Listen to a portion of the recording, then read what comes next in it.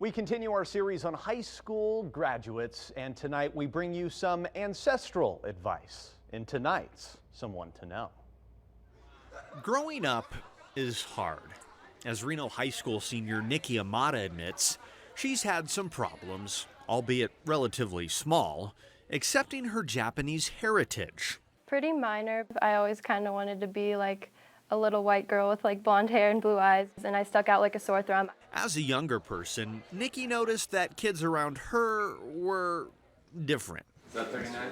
Nikki says she's more of a math person, and her AP statistics teacher agrees. Very driven and pretty fun kid to teach. But it was an English assignment that has the biggest role in our story.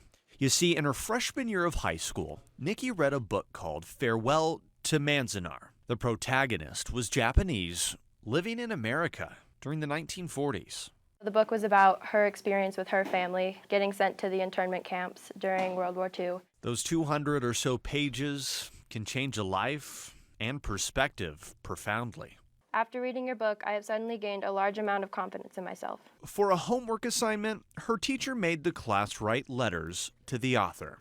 For many years, all I wanted in life was to be Caucasian and not have to worry about being judged and picked on. Nikki's essay was so good that she even submitted it in Nevada's Letters About Literature essay contest, and she won. I didn't expect to get first place out of everybody in Nevada. But the story in this book is eerily similar to one in Nikki's real life. She honestly doesn't really like to talk about it. Nikki's grandmother and her siblings were placed in a Japanese internment camp during World War II. Where was this? This was at Rower, Arizona. Nikki doesn't hear too much about their experience. My grandma was like too emotionally and mentally scarred to even talk about it. But Nikki doesn't need words to learn a lesson. Her grandma's silence was enough. I think it has really helped me appreciate what I have now, and I have all these opportunities that they didn't have.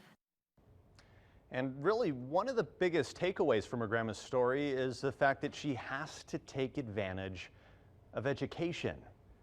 Nikki plans on attending the University of Nevada to become a doctor.